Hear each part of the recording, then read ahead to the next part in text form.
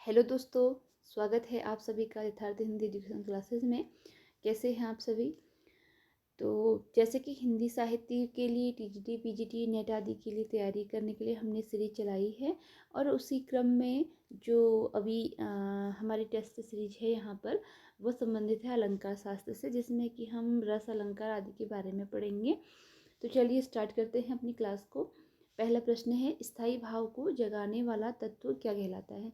जो तत्व स्थायी भाव को जगाता है उसे क्या कहते हैं? अनुभाव, व्यभिचारी भाव, संचारी भाव या विभाव? इसके लिए राइट आंसर ऑप्शन जी है। जो स्थायी भाव को जगाता है उस तत्व को कहते हैं विभाव। अगला क्वेश्चन है, इनमें से कौन सा विभाव नहीं है? इनमें से कौन सा है जो कि विभाव का उदाहरण नहीं है? आलंबन, उद्दीपन, उपयुक्त दोनों या इनमें से कोई नहीं? तो नहीं है, ये आपका ना नहीं को गोला कर लो। ये है इनमें से कौन सा विभाव है? तो विभाव कौन सा है? ठीक है, ये दोनों आलंबन और उद्दीपन ये दोनों विभाव हैं। उपयुक्त दोनों, इसके लिए राइट आंसर ऑप्शन सी है। उपयुक्त दोनों ही विभाव हैं, आलंबन भी और उद्दीपन भी। अगला प्रश्न है, इनमें से किसे व्यभिचारी भाव भी कहते हैं? व्यभिचारी भाव, किस भाव को इनमें से व्यभिचारी भाव कहा जाता है? संचारी भाव को, विभाव को, अनुभाव को या सात्विक अनुभाव को? राइट आंसर है इसके लिए ऑप्शन ए, संचारी भाव को व्यभिचारी भाव भी कहते हैं। शोक रस का स्थायी भाव है, इनमें से कौन सा है जो कि शोक रस का स्थायी भाव है? शांत है, करुण है, दुख है या फिर विभत्स है? राइट आंसर ऑप्शन बी है, शोक रस का स्थायी भाव करुण है। अगला प्रश्न है, विभत्स रस का स्थायी भाव है। विभत्स रस का स्थायी भाव क्या है? विभत्स रस का स्थायी भाव बताना है। निर्वेद है, विस्मय है, जुगुप्सा है या फिर घृणा है? राइट आंसर है ऑप्शन सी, जुगुप्सा। विभत्स रस का स्थायी भाव जुगुप्सा है। रौद्र रस का स्थायी भाव है, निम्न में से कौन सा है जो कि रौद्र रस का स्थायी भाव है? जुगुप्सा, निर्वेद, भयानक, क्रोध? राइट आंसर ऑप्शन जी है, क्रोध है। रौद्र रस का स्थायी भाव क्रोध है। अगला प्रश्न है,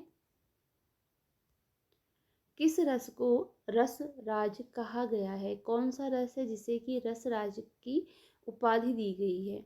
शांत रस को, भक्ति रस को, श्रृंगार रस को या वात्सल्य रस को? राइट आंसर है ऑप्शन सी, श्रृंगार रस को रसराज कहा गया है। अगला प्रश्न है, संचारी भाव है, इनमें से कौन सा है जो कि संचारी भाव की विशेषता है? जो कि रस की उत्पत्ति करते हैं, स्थायी भाव को पुष्ट करते हैं, स्थायी भाव को जागृत करते हैं और रस उत्पत्ति के बाद मनुष्य की चेष्टाएं संचारी भाव कहलाती हैं। कौन सा राइट आंसर है वो बताना है आपको।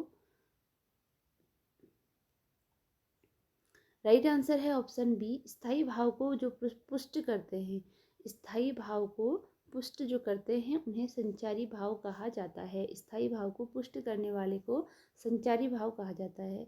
अगला प्रश्न है, श्रृंगार रस के कितने भेद हैं? 2, 3, 4 या इनमें से कोई नहीं? राइट आंसर ऑप्शन ए है, श्रृंगार रस के 2 भेद हैं। एक होता है संयोग श्रृंगार और दूसरा होता है वियोग श्रृंगार। अगला है, अभी तो मुकुट बंधा था माथ, हुए कल ही हल्दी के हाथ, हाय रुक गया यही संसार, बना सिंदूर अनुल अनल अंगार। इन पंक्तियों में कौन सा रस है? इसमें बताना है कि आपको कौन सा रस है। शांत रस है, संयोग श्रृंगार है, ब्रह्म है या करुण रस है? इसके लिए राइट आंसर है ऑप्शन डी, इसमें करुण रस है। अगला प्रश्न है, अखियां हरि दर्शन की भूखी, कैसे रहें रूप रस रांची, ये बतियां सुन रूखी। अखियाँ हरि दर्शन की भूखी, कैसे रहें रूप रस रांची, ये बतिया सुन रूखी। इन पंक्तियों में रस बताना है कौन सा है। संयोग श्रृंगार, विप्लम्ब श्रृंगार, करुण रस या शांत रस। राइट आंसर इसके लिए ऑप्शन बी है, विप्लम्ब श्रृंगार है इसमें। अगला प्रश्न है, निम्नलिखित पंक्तियों में कौन सा रस है। इन पंक्तियों में कौन सा रस है वह आपको बताना है। उस काल मारे क्रोध के तन कांपने उनका लगा, मानो हवा के जोर से सोता हुआ सागर जगा। इसमें रस का नाम बताना है। भयानक रस, वीर रस, रौद्र रस या विभत्स रस। क्योंकि इसमें क्रोध की बात हुई है। बात किसकी हुई है? क्रोध की, तो इसलिए इसमें रौद्र रस होगा। ठीक है, अगर इसमें उत्साह की बात होती तब इसमें वीर रस होता, लेकिन यहाँ पर उत्साह की बात नहीं हो रही है, क्रोध की बात हो रही है, तो क्रोध रौद्र रस का स्थायी भाव है। इसलिए इसका जो राइट आंसर है वह है ऑप्शन सी, रौद्र रस। कबहू की हूँ यह रहनी रहोंगो, श्री रघुनाथ कृपालु, सुधा तय संत सुभाग कहोंगो। इन पंक्तियों में रस है, इसमें कौन सा रस है? विप्रलंब श्रृंगार है, करुण रस है, अद्भुत रस है या शांत रस है। राइट आंसर ऑप्शन डी है, इसमें शांत रस है। एक अचंबा देखियो रे माई, ठाड़ा सिंह चरावे गाई। इन पंक्तियों में कौन सा रस है? इनमें रस बताना है कौन सा है। अद्भुत रस, भयानक रस, विचित्र रस, रोमांच रस। इसके लिए राइट आंसर ऑप्शन ए है, इसमें अद्भुत रस है। काव्य शास्त्र का प्रथम संप्रदाय है। इनमें से कौन सा है जो कि काव्य शास्त्र का पहला संप्रदाय माना जाता है? रस, अलंकार, रीति या वक्रोक्ति। राइट आंसर है ऑप्शन बी, अलंकार। अलंकार को रस काव्य शास्त्र का प्रथम संप्रदाय माना जाता है। अलंकार संप्रदाय के प्रवर्तक हैं, इनमें से कौन है जो अलंकार संप्रदाय के प्रवर्तक हैं? Bhamah, Dandi, Vaman, Rudrat. Right answer option A है, भामह। अलंकार संप्रदाय के प्रवर्तक भामह हैं। अगला प्रश्न है, रस संप्रदाय का विधिवत विवेचन किया। किसके द्वारा रस संप्रदाय का विधिवत विवेचन किया गया है? मम्मट के द्वारा, पंडित जगन्नाथ द्वारा, विश्वनाथ ने या फिर भानुदत्त ने। राइट आंसर ऑप्शन सी है, विश्वनाथ ने रस संप्रदाय का विधिवत विवेचन किया है। अगला प्रश्न है, रीति संप्रदाय की स्थापना हुई। रीति संप्रदाय की स्थापना कब हुई? 10वीं शताब्दी में, 11वीं शताब्दी में, 6वीं शताब्दी में या 9वीं शताब्दी में।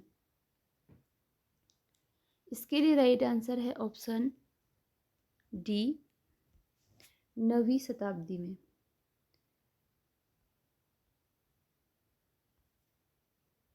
रीति संप्रदाय की स्थापना ऑप्शन डी राइट आंसर है, 9वीं शताब्दी में हुई थी। अगला प्रश्न है, हिंदी के आधुनिक काल में रस संप्रदाय के प्रबल समर्थक हैं। हिंदी के आधुनिक काल में रस संप्रदाय के प्रबल समर्थक कौन है? नंदुलारे वाजपेयी, आचार्य रामचंद्र शुक्ल, बाबू गुलाब राय, कन्हैया लाल पोद्यार।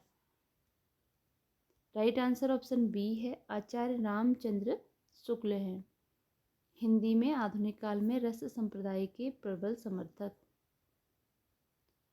अगला प्रश्न है, रीति काल में रस संप्रदाय का प्रथम आचार्य कौन है? रीति काल में रस संप्रदाय का प्रथम आचार्य कौन है? चिंतामणि त्रिपाठी, देव, केशवदास, भानुदत्त।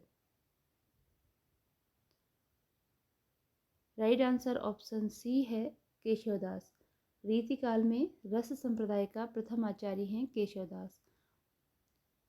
कहें कवि बेनी बेनी, ब्याल की चुराई लीनी में कौन सा अलंकार है? इसमें आपको अलंकार बताना है। कहें कवि बेनी बेनी, ब्याल की चुराई लीनी, इसमें कौन सा अलंकार है? यमक है, श्लेष है, उपमा है या उत्प्रेक्षा है। राइट आंसर ऑप्शन ए है, इसमें यमक अलंकार है। इसमें यमक अलंकार है। इसी के साथ आज की ये वीडियो यहीं पर एंड होती है। मिलते हैं अगली वीडियो में कुछ नए प्रश्नों के साथ। धन्यवाद।